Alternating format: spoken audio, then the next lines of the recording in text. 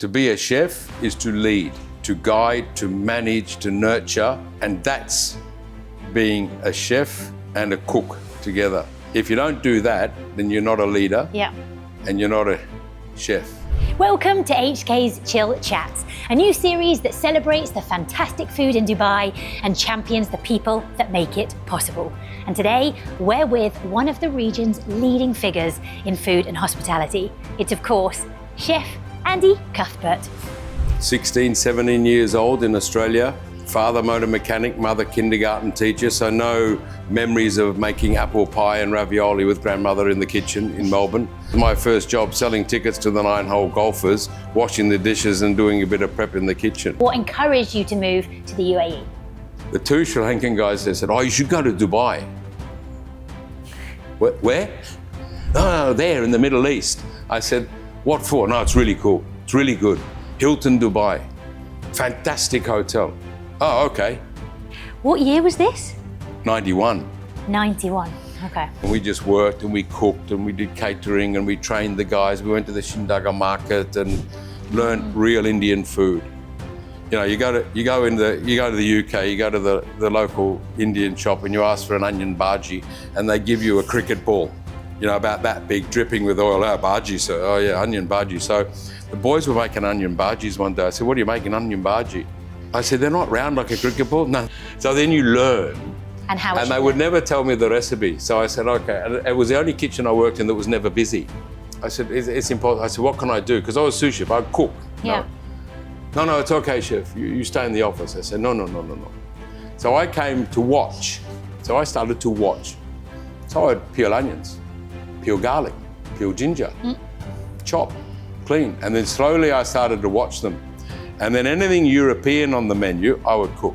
And then they'd stand in a line behind me with a spoon and they would all come and taste to see if I could actually cook. I said, okay, then I'd watch Sanji and Ravi and Dilip making the curries, making the biryanis, and they wouldn't tell me the recipe. I said, okay, I'm gonna fix these guys. I said, I've got to learn how to do this. So they would get all the spices, all the whole spices, and that sort of stuff, which we never were exposed to didn't understand the spices and how it all works and how to make the sauces, the gravies and that. And then I'd watch. And every time they were about to throw something into the brat pan, I'd stick a little, you know, the blue plastic punnets that the mushrooms still come in these days? Sure. I would throw a blue punnet empty underneath their hand so I could see how many cloves, how many cardamoms, and then I'd throw it in there. They'd be looking at me. I said, right, now I'll try. And then they started. So this sharing of knowledge started. So I would teach them how to make fresh pasta by hand, how to make terrines, how to make European recipes, how to make lasagna properly. There's no need to cook pre-cooked lasagna sheets, boys. You just sort of put it in. We don't have to boil it, no, because it's designed that way. Did you reread the packet? And then they would teach me how to make a biryani, a chicken makarwala, samosas, why a samosa is a samosa, how the seam of the samosa must be dead straight and he has to sit straight like the Raj. All this was learnt firsthand by the boys. And then we'd cook masala chai in the morning for breakfast and have chili omelettes. To do a curry properly, to do a Chinese dish properly, to do dim sum properly, to do whatever. And books are great. Read the books, do the recipe, but if you've got someone that's actually grown up with it, learn from him as well. So that's what I tried to do. And then if we were doing something, do it authentic as possible. What would you say is the difference between a chef and a master chef?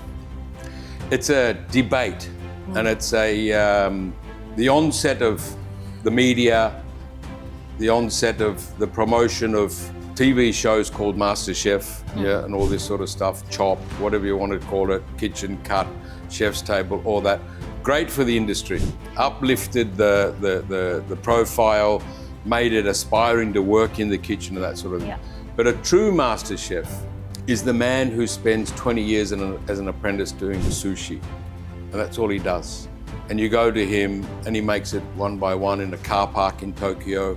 So he's a true master chef because he's a skilled tradesman. The real master chefs, or the master chef certification program, is from the German chefs, BKD. You have to sit an exam. I had no idea that there was an actual certification. So this is the true certification for a master chef, comes out of Germany, from the German Chefs Society. Yeah.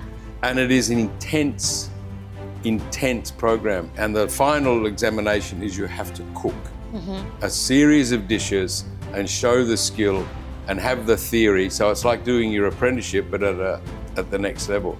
And then you become a certified master chef that way, because it's practical and theoretical. And it's from a certified, reputable association. Let's talk about Taste of HK. You are leading this competition. There is something called the Black Box. Please share and tell us everything about that. Many years ago, we did a black box competition, and Mr. Raj, the boss of HK, was involved with that one. So he told Era, go to Andy, we should do the black box again.